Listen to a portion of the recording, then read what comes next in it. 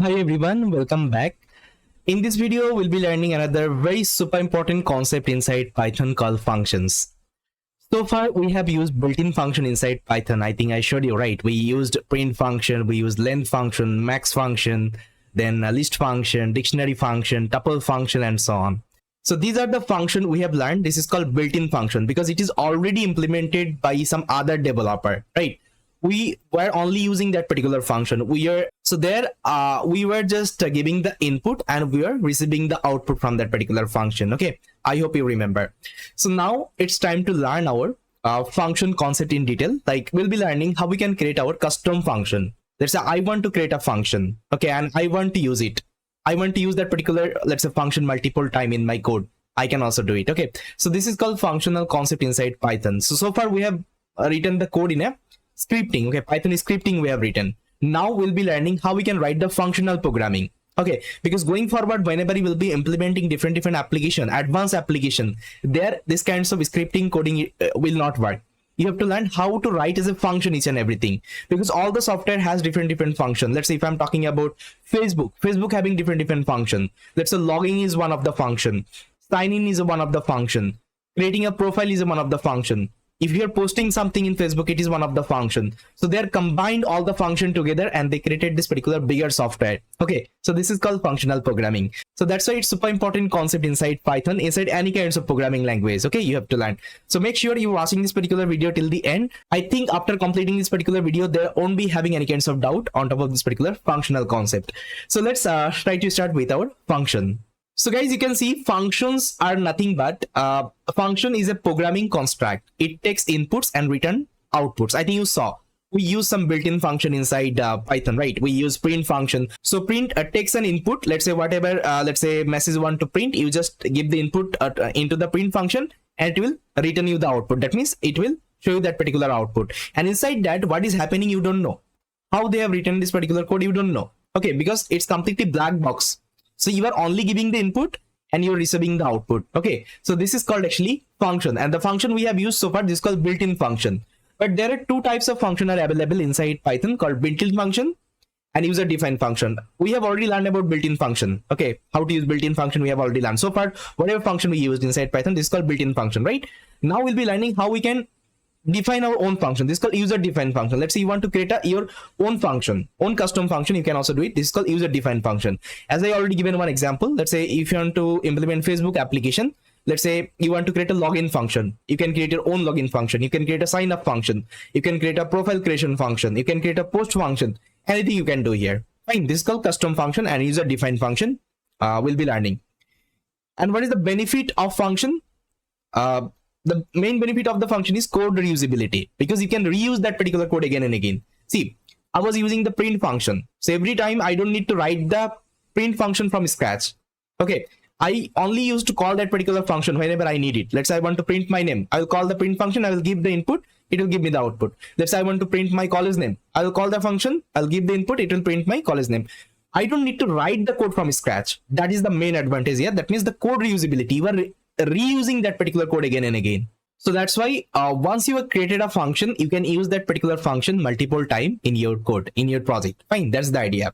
Now there are some principles available inside a function, like two main principles are available. Like one is abstraction.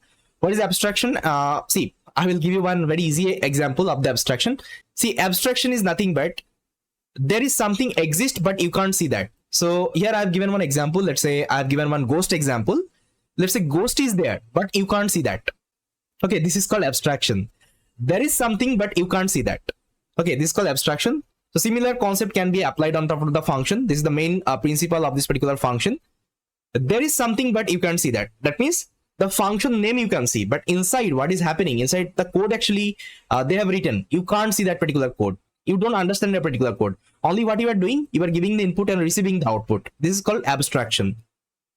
That means the logic implemented inside a function, you are not worried about that particular logic. You are only worried how to use that particular function in your code. Okay, this is called abstraction. Fine. And the second principle of function is decomposition. What is decomposition? I'll give you one best example. Avengers. Okay, you can see all the Avengers has their different power. Let's say Hulk is having his own power. Iron Man is having his own power, then Thor is having his own power. That means the different power, right? They're working together. Okay, they're working together to destroy Thanos, right? So this is called decomposition. That means you are using functions. Okay, you are using functions. You can create different functions with different logics, but at the end, what you are doing, you are combining everything and you're creating a bigger application. The example I showed you, right? I didn't remember the Facebook application. Login function is a different, sign up function is a different, how to create a profile function is a different, posting function is a different. But at the end, what you are doing, you're combining each and everything together and creating the complete application. Okay, this is called decomposition. And again, this is like main principle of this particular function. I hope this part is clear. Now let's try to see components of a function, like what are the components are available inside a function. So after some times, I will show you a practical implementation of a function. We'll just do the coding, because see, it's completely practical understanding. There is nothing theory I can teach you here. Once we do the practical, everything would be clear. But initially, I'm giving you some overview of the function so that this particular concept will be more clear, like why we have to use the function and why it is so important. You can see there are some components of a function. See, that's how your function looks like inside Python. So whenever you want to define a function, first of all, you have to use this particular keyword called def. Def is a definition. Okay, it means definition. You are defining a function. Okay. Now the second thing, actually, you can see it's a function name. That means what is the name you want to give to this particular function. See, initially we saw like print function, len function, max function, min function. This was the name of that particular function. We can also give our own name, because this is the user defined function we are creating. My own function I am creating, right? My custom function I am creating. So here I can give any kinds of name. So again, this is called function name. After definition, you have to give the function name. And then you have to give this particular parenthesis. Okay, you have to give this particular parenthesis. Inside parenthesis, whatever variable you are defining, this is called parameters. Because I told you, function can take an input. Okay, function can take an input. It can take one input. It can also take multiple input. We already saw, right? We saw like list function. Then we saw tuple function, dictionary function. There I was to pass also, let's say, multiple parameter. It was possible. We can also give multiple parameter inside our custom function as well. Okay, so this is called parameter. The input you are giving, this is called parameter.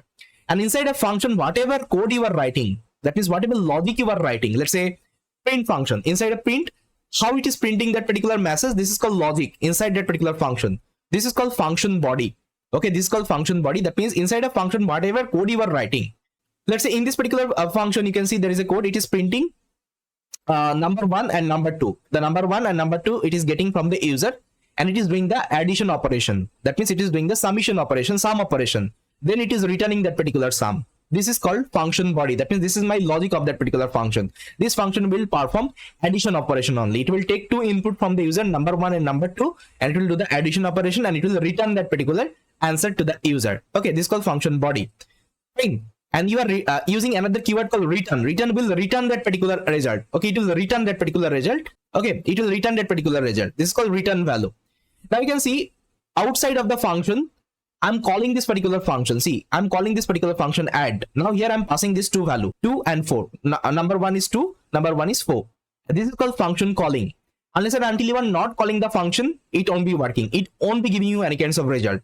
You have to call that function. This is called function calling. Okay, and it is returning. It is returning this particular value. That's why I'm storing this particular value in a variable called result, and I'm printing this particular result variable inside my console. So this is the component of a function. I hope this part is clear.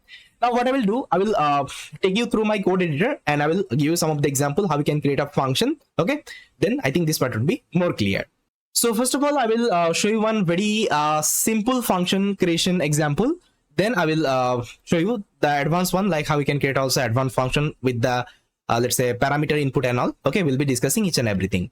So let me show you one example, basic example. Let's say see, as of now we have like learned how to write the Python scripting. Scripting means I'm directly writing the code. Let's say I have written one print statement here. I'm just writing. Let's say this is one greeting message I'm printing in front of the user. Okay, now if I execute the program, it will work fine. Now let's say there is another user. Let's say his name is Alex. For this, again I have to write another print function. Okay, I have to use another print function. So for him, again I have to write a print function, and again I can execute and I will get this particular message. Now let's say there is another user. Let's say his name is Ahmed. So again I have to write a print function, and again I have to execute the program and I will get my message, right? So here what I'm doing, actually I'm writing a script. Actually I'm writing a script, different script. Let's say there is 100 user. Okay, there is 100 user. 100 time I have to write this particular logic from scratch. Okay, this is the idea. But if I'm using function here, see, let me use the function here. See, I'll just create a function. I showed you can use this particular def keyword, and the function name I have to define right now. Let's say function name is greet. Okay, function name is greet, or you can also give it as greeting, anything you can get. I'll just name it as greet. Definitely this particular function will take one input. So let's say input, it will take the name. Okay, because every time you can see name is changing. Okay, name is changing every time. Okay, so name will be the input. That means this should be the parameter. Now inside that, I'll just print. Okay, I'll just print this particular message. Now instead of using this particular name hard coded, I will just take this from the parameter. Okay, I'll take it from the parameter. So instead of using print, what I can do, I can use one, let's say variable. Let's say this is my output. This is my output. Okay, this is my output. Now I'll just simply return this particular output. Okay, return output. So this is a simple function I have created called greet. Okay, now what this function will do, it will take one input called name and it will show the greeting message. Let's say hello. If you are giving input Bappy, it will tell hello Bappy, welcome to Python. Fine. Now see, if I execute this particular code, there won't be any kinds of output. Okay, there won't be any kinds of output. Why? Because we saw we have to call this particular function. If I want to get the output, we have to first of all call this particular function. This is called function calling. So let's call this particular function. I'll just simply write greet. Okay, greet. That means I'm calling the function, and greet will take one parameter. That means one input called name. Okay, so here I will pass my name. Let's say Bappy. Now if I execute the program, you'll see that you will get the message. Hello Bappy, welcome to Python. Now let's say I want to give any other name. Let's say Alex. Hello Alex, welcome to Python. Now see, I don't need to write this particular code. Okay, repetitive time. I have only defined one time in a function and I can use it multiple times. Okay, this is called code reusability, and this is the power of function. Okay, and here we have created our own function. So here we have created our own function. This is called custom function and user defined function. And the function name is greet. I think you remember we also use max. Okay, max function we use, then min function we use. So this is called actually built-in function. Some other developer has created this function, and if you want to see the code, press Ctrl and left click, you will see the code. Okay, how they have created. Okay, so now we have created our own function, and this is the code implementation. Fine. Now other programmer can use my function. Let's say they want to print a greeting message, they can use my function here right now. Okay, I hope now this part is clear. Now see what I will do, it is returning this particular output. I'll store in a variable, let's say result. Okay, result, and I'll simply print this particular result right now. Okay, print the result. See, in Jupyter Notebook, if you're not printing, it will show you in the console, but if you're doing in the py file, it won't be showing you. That's how you have to print this particular result. Okay, now see, it is showing you the output. Okay, I hope this part is clear. Now you can ask me, without a parameter, can I create a function? Yes, you can also create a function without parameter. Let me show you. So I'll copy this function and I'll do some modification. Let's say I won't be taking the parameter right now. And instead of that, I'll just hard code the value here. Now if I execute, see, it's working fine. Now simply if I just call my function greet, see, it will give you the output. Now the best practice, store in a result and print that. Okay, print that. If you're using return statement, okay, inside a function, that time actually you can use this particular storing concept. That means you have to print this particular result again. But if you are printing inside that, let's say I'm printing directly, I'm printing instead of returning. Let's say I'm printing. Okay, I'm printing the output.